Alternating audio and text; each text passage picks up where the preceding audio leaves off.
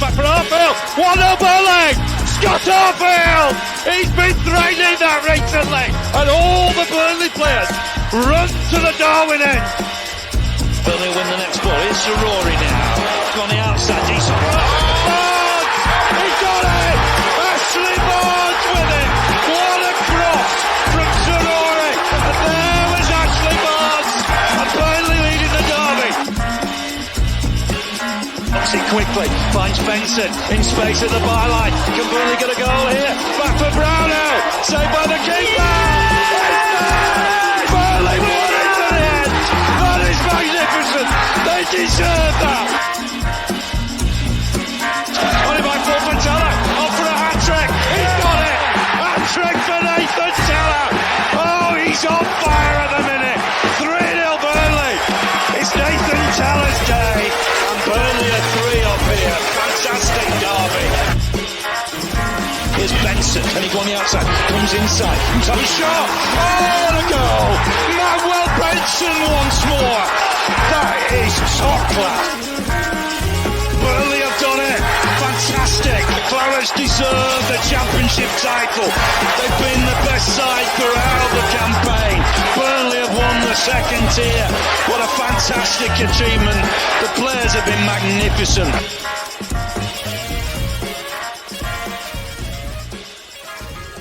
Yes, hello everyone and welcome along to the latest episode of the Turfcast podcast pre-game show with me, Joe Redmond, ahead of this, I nearly said weekend then, ahead of this midweek game coming up against Coventry City at the Turf, which is of course taking place on Tuesday at 7:45 p.m. You know what the Championship's like. I know we've literally just, well, I'm going to say literally just recorded the full-time show. I did it this morning. I'm recording this on Sunday, by the way. It won't be out until Monday, but I recorded it this morning and I was straight into the next game. And it's the same for the players. You can't dwell on it, straight into the next game. But as you can see, as always on the pre-game show, we are joined by a fan of the opposition, and that is Mark, and he's from All Things Sky Blue. How are you doing, mate?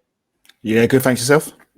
Yeah, really good. Thank you. Really good. Obviously, happy Burnley have got back to winning. I say got back to winning ways. Obviously, we beat Swansea before the international break, but it wasn't great. This one, I know it was the same scoreline, but it did feel much better. And there's a slight consensus maybe that things are maybe starting to click. I get shit for using the word click, but things are starting to click with Scott Parker and Burnley. Maybe we're finally starting to, learn how to go forward, because that's been the main issue. But obviously, as I've just mentioned, we did record the full-time show this morning. I've had some questions about this hoodie. It's obviously a decent hoodie. Obviously, you can see it's got some Burnley shirts on there. The which one's this one? The 2009-10 one. You've got the famous, that one's I don't know where I'm looking because the camera's on the other way. You got that one. That's pretty much everyone's favourite away kit, that one. You've obviously got the green and black one, which everyone seems to like as well. I've been sent it by a page, the Burnley page, EST 1882. I'll just quickly get it up for you. Established 1882. That's them. Bloody camera. There you go. Established 1882. If you do want to buy one of these, they are for sale on there. We did run a competition earlier this week to win some hats that they do as well. The hats are really good as well. So, yeah, I'm not being sponsored or anything to say that, but he has sent them for running the competition, just so you're all aware. But I'm genuinely shocked at how good the quality of this hoodie is. Like, it feels like, I don't want to sound like Uncle Joe, like an old man, but it genuinely feels like a really good quality Nike hoodie sort of thing. When I was told I was getting sent one, normally when you get hoodies from stuff like that, that really poor quality.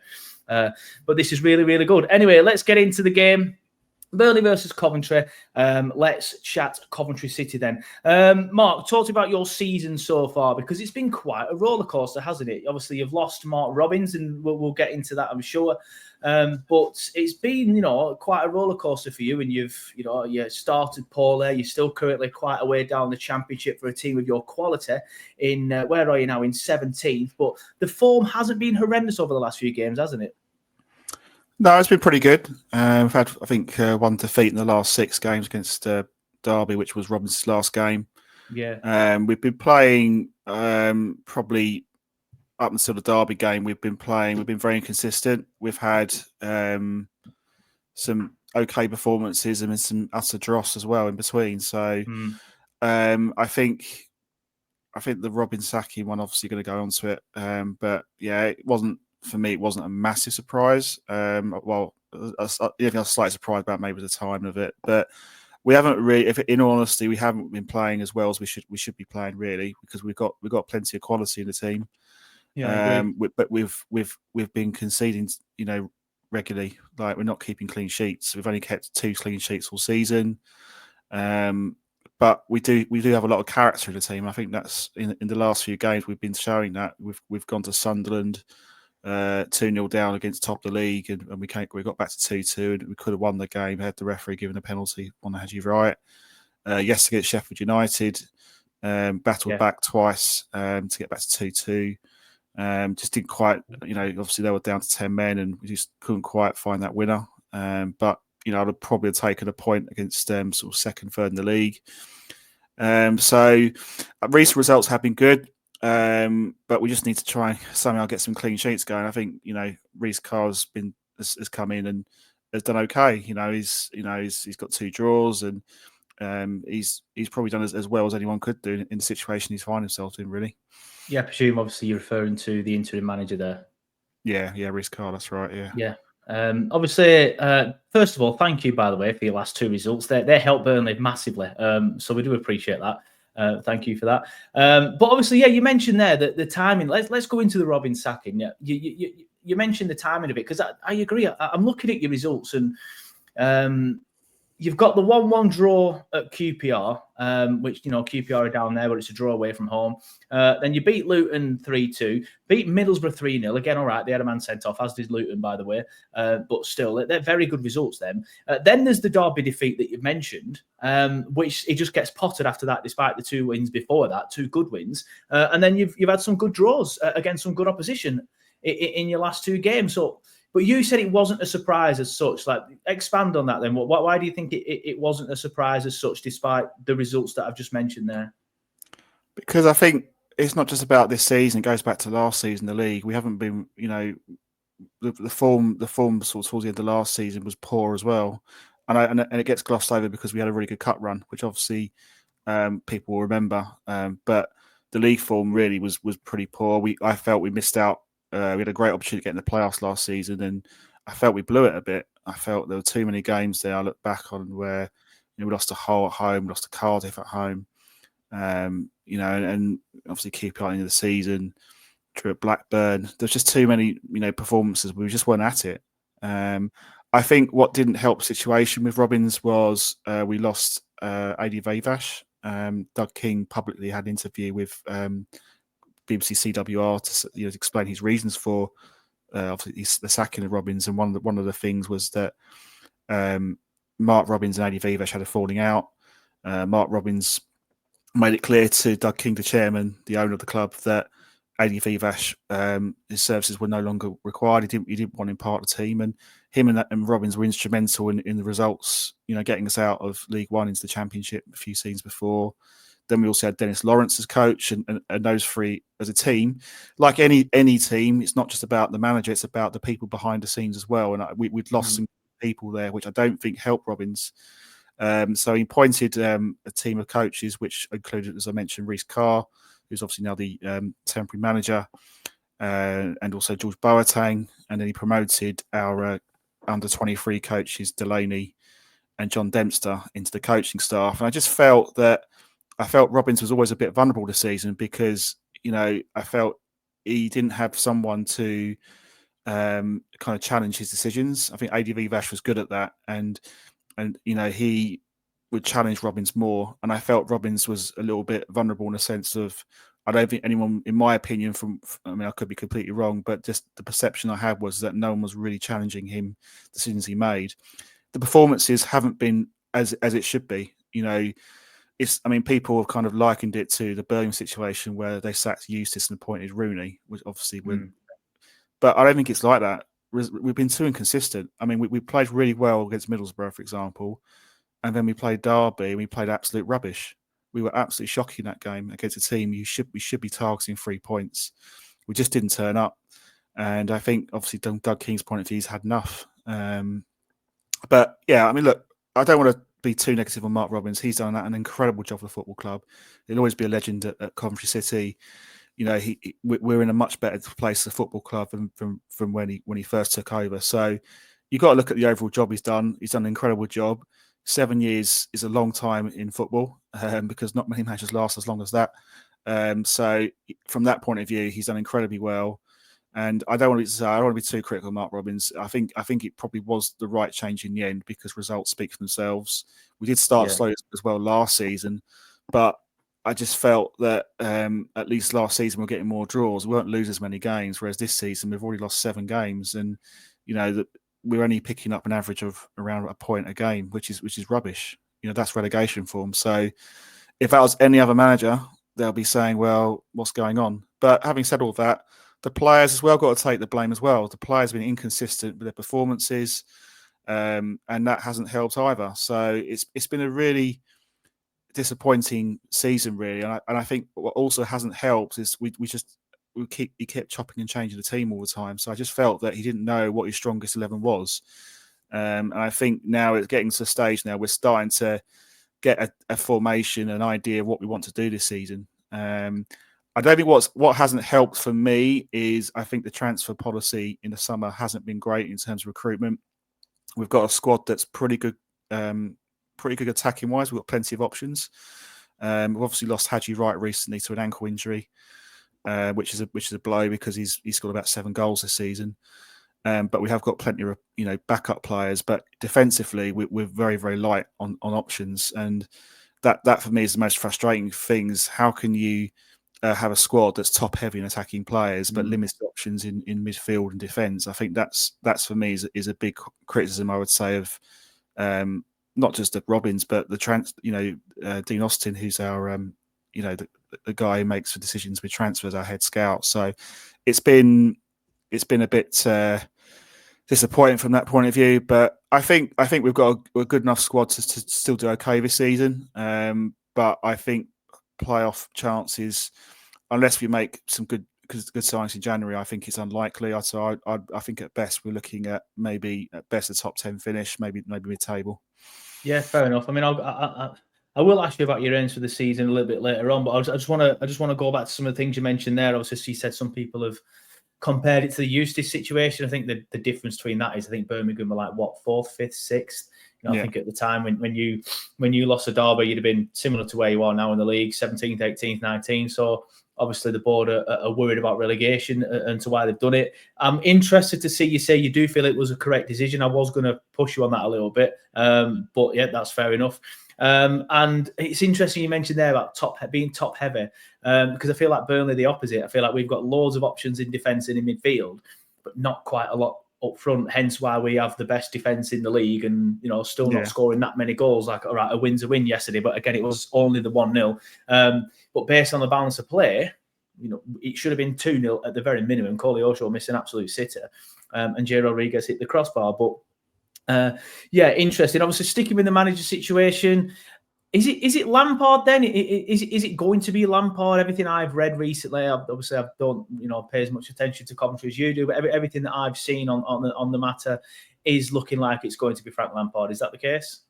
It seems that way. Yeah, I think it hasn't. I mean, the national media have sort of said that he's in advanced talks, but that was like over a week ago. So I don't know how long. It takes like 5 days to be in advanced talks. That seems a bit ridiculous, but I suspect it's because he wants to get his own people in. I'm assuming, and I'll be interested to see. I think, as I was saying off air, I think there'll be an announcement probably after this game. Is what I suspect will happen after the Burnley game. Yeah. I don't think they'll announce it tomorrow or anytime soon. I think maybe after Burnley. Then I think Lampard will probably be announced. But I don't know. That's because, dare I say it, but Burnley's perceived as a hard game, and they want to start with in inverted commas an easier fixture against Cardiff. But it's who knows? I'm just guessing really, but I think that's what will happen. It'll be announced after the Burnley game. Well, it's interesting that because I'm quite happy about that in a way, because Frank wanted the Burnley job in the summer. He was interviewed for the Burnley job in the summer. I felt that he would have been quite up for this game, and Coventry with the new manager balance would have been quite up for it. So in a way, I'm kind of glad it's not going to be announced until after the game. But Interestingly, on the flip side of it, I don't really think he's a good manager. What are your thoughts on Frankie? Are you happy you get him? Personally, I didn't want him at Burnley in the summer when we were going for him. I was like, I don't particularly want Frank. I also said the same about Scott Parker, to be fair. I think originally I wanted Cooper, which, again, he's gone tits up at Leicester, getting sacked today because we're recording it on Sunday. And then when Ruud van Nistelrooy came in, I wanted him as well. But what are your thoughts on Lampard then? Are you happy you're getting him? Are you a little bit worried or just indifferent? I think we just give him a chance. Is my view. I don't think it's dangerous to start writing people off. I think you look at what he's done in his managerial career. He was at Derby. He took him to the playoff final. So with a a reasonably good squad of players. So he has managed in this division before, but obviously not. He has been quite a while since he's managed Chelsea. I think what you have to forget, which we have to remember, Chelsea was he was managing them when they had a transfer embargo. So it wasn't like he had the luxury of spending millions of pounds on players. He did okay for him, but obviously things went a little bit sour, and he went. And then he went to Everton, and Everton was a difficult job because they were struggling financially. They were, obviously your ex-manager Sean Dyche has since been the manager, and he's done a similar sort of job to Lampard, probably slightly better, you'd say. Results didn't go his way, but I think Coventry's a different situation with us. I think we are a club that's possibly this might be a better challenge for him. We've got a pretty good squad of players. We've got an owner that we're not the richest clubs in the world. We've done reasonably okay. Doug King does run a reasonably tight ship, so I don't think he's not going to have millions of pounds to spend on players.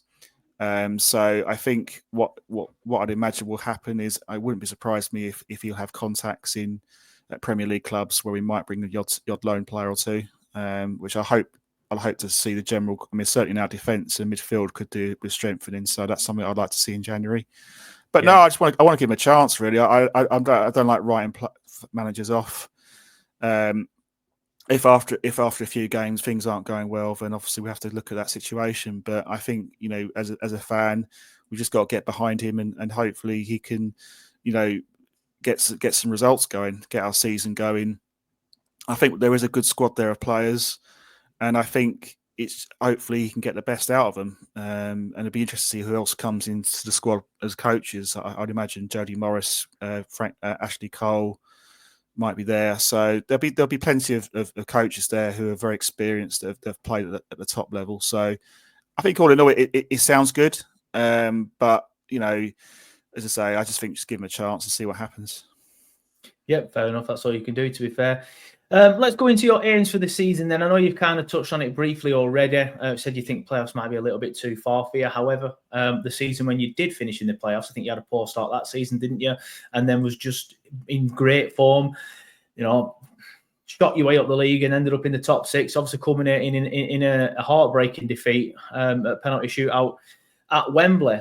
So it's not impossible to get the playoffs, but you, of course, think it might be a little bit out of reach. But obviously you get Frankie in, he does well. People start getting behind him. It's definitely not a write-off. I do think at the minute maybe there are some teams that are too strong in the playoffs. Even like, Middlesbrough, they look suddenly like they're clicking as well. Then you've obviously got ourselves, Sheffield United, Sunderland and Leeds.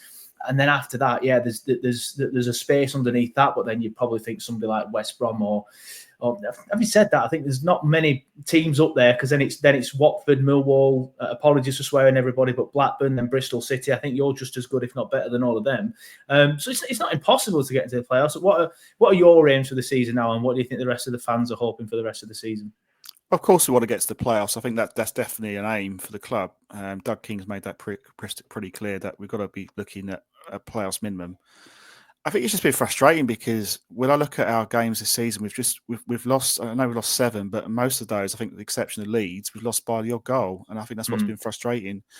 I don't think the Championship this season is as strong a league as it was last season, if I have to be honest. I think the sides, with the great respect to the likes of Burnley, Sheffield United, and I'm just trying to remember the other team was who went down, but I don't think they're as strong as the sides that came up to the Premier League from the Championship last year. So I think it's a fairly even league this season, and particularly sort of playoffs. And we are only 9 points off the playoffs. So in theory, if we got a win, say on Tuesday, which is going to be a tough ask, but if you did win, then in theory it could be 6 points. But I think for us, we can do.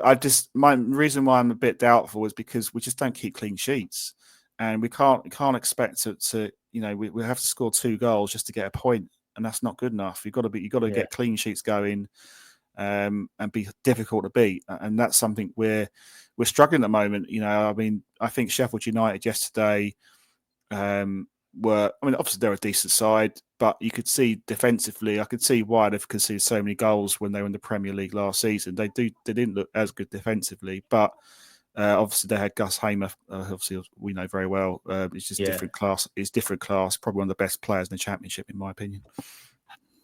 Yeah, no, that's fair enough. I think we're exactly the opposite. As I mentioned already, quite good at the back, but don't go forward so well. Right, let's look more towards your squad and things. Which sort of players should we be looking out for on Tuesday? Like, if Coventry are going to hurt Burnley, which players are going to do it? Well, we signed Norman Bissett for £4 million, who's a Belgium young striker. He actually made it to the Belgium squad during the recent break in the Nations League, and he scored yesterday. He's quick, and he's a bit of a nuisance, really. He's a bit like a young Jamie Vardy, if I was to liken him to a player. He's got a bit of a presence about him, and he was obviously he was a bit involved with the sending off for Sheffield United yesterday.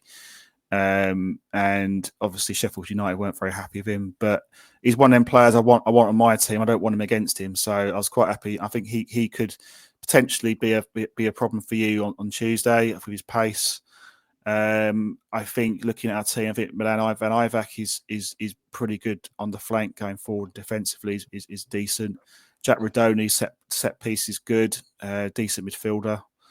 I think I'm just trying to think. Tatsu Sakamoto, I would imagine that he might start on the bench, but when he's a very, very good player coming off the bench, skillful, dynamic player, crosses the ball well. He's got good feet. He's quite skillful. So we've got some good offensive players. Sort of defensively, Ben Sheaf is when he's fit, he's never present. He's a good passer. He's experienced player. Plays with Josh Eccles. We tend to play. I mean, just looking at our team, we tend to probably play 3 at the back. I think for this one. So I think they're the main threats, I would say, from our point of view. Any injuries or suspensions that you've got? Well, yeah, as Haji Wright will be injured. I think Jada Silva will probably be injured for this game as well because he picked up a hamstring injury. So I think that Jake Bidwell will come into the team, and I think we'll need his defensive qualities because he's probably up against Jaden Anthony, who's obviously a really good player at Championship level. So I think he'll come in for him. I think they're the main 2 injuries that I can think of. Other than that, I can't really think of anything else. If it makes you feel any better, mate, we've got stacks. Lyle Foster, as far as I'm aware, is still injured. I mean, obviously Scott Parker's pre-game press conference. If he does one, he doesn't always seem to do them for the midweek games.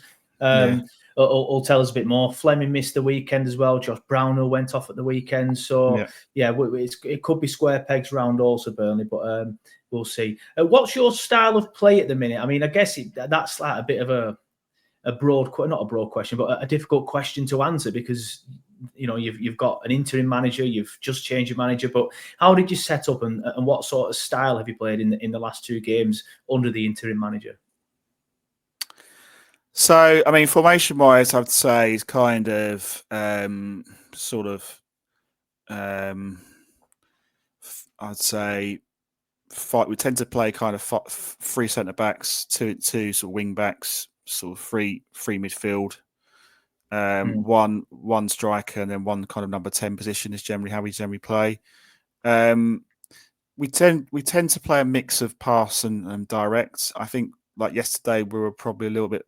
We played more of a passing game. We tend to use the flanks a lot. So that I think with what I think the team will be, I think that'll probably be the style we'll play. But I wouldn't be surprised if we will go a bit more defensive this game and just play either 5 at the back or play an extra man in midfield, something like that. So I think they'll play 1 up front and they'll try and nullify your threat, really, I think. Yeah, well, I don't think you need to change formation to nullify or threat. I mean, it's a bit harsh. I'm being a bit flippant, but we haven't looked great going forward. We have looked better. We definitely looked better the other day against Bristol City, and it's at Swansea then. And we did look better against Swansea. But for the majority of the season, yeah, we haven't been great. Is that some fans, come on the podcast and say, oh, we just need to nullify Burnley, then maybe. Like, you don't need to really do too much to nullify us. However, we have played some teams at the turf that have just sat back. And if a team just sits back and parks the bus, it's been 0-0. So if that is what you want to do, it probably will be 0-0. We'll struggle to break it down. But yeah, I think it's interesting because QPR are the main team. QPR came to the turf, and I don't think they kept a clean sheet at any point that season. They came to the turf and kept a clean sheet. Of course they did, because they just sat back and we didn't really know what to do. But yeah, it's going to be interesting to see how you set up. Fingers crossed, even if you do sit back, our improvement continues and we can break you down, because we need to start winning games and keeping this momentum that we've started going recently, because after the defeat to Millwall, we've won 2 in a row now, so fingers crossed, and kept 2 clean sheets as well. In fact, I'm forgetting the West Brom game, so that's 3 clean sheets, but that was a draw. So yeah, fingers crossed obviously that we can get it over the line, but I'm sure you'll think otherwise, and that brings me nicely on to predictions, please, mate. What's your prediction for this game?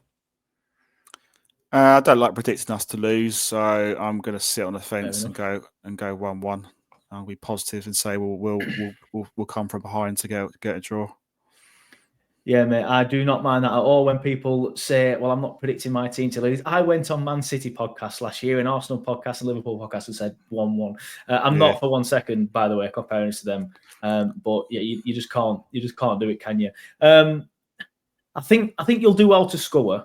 And again, that's just not being arrogant. That's just looking at the league table. You know, we have the best defensive record in the league table. That's 3 clean sheets in a row, as I've mentioned. And even just going off the last 5 games, because that's all I can see at the minute, we've kept 4 clean sheets. And I think the games before that were a couple of clean sheets as well. Only conceded 6 goals all season. The only team closer to us, close to us in that is Sheffield United, who have conceded 9. But of course, 2 of them was against you this weekend. But if you do score and then you sit back, then that's when I worry. But I'm gonna say 1-0 to Burnley. I think hopefully we'll get it over the line. It all depends with us on how early the goal is. And I think when Chris sent his fan reaction in the weekend, I don't know if some of the viewers and listeners have seen it. I think he made a good point, or it might have been Nathan, I can't remember. But one of the lads said, you have to score early as a Scott Parker side, or else the fans start getting frustrated and the players get frustrated, and then we just end up being terrible. So I think if it's still 0-0 at half time, then yeah, it could end up finishing 0-0. And if you get the early goal and sit back, then yeah, it could be a frustrating afternoon at the turf. I'll pretty much wrap it up there then, mate. We've just hit in the half an hour mark, but before I do you want to let everyone know where they can find you and all the Coventry City content that you produce? Yeah, so I'm from All Things Sky Blue. We're on X, which obviously is formerly known as Twitter. We're also on the new Blue Sky as well. We've got a YouTube channel which you can like and subscribe. On Facebook as well, all the usual stuff. We do a live show every Sunday at 9 o'clock, which is on our X channel. So just to go through, we'll talk about the game that we just played against Sheffield United, and then we'll talk a bit about the Burnley game from a Coventry point of view. So yeah, just tune into that. But yeah, that's us. Yeah, definitely. If you guys want to go and check it out, obviously by the time I put this show out, you'll have already had the live, but I presume it stays there and you can watch it back and everything. But I do like to go on the other channels before we play them to see what the guys are thinking. But Mark, thank you for coming on the show. It's been a pleasure. Good luck for the season. But of course, after Tuesday, please, mate. Yeah, likewise. Yeah.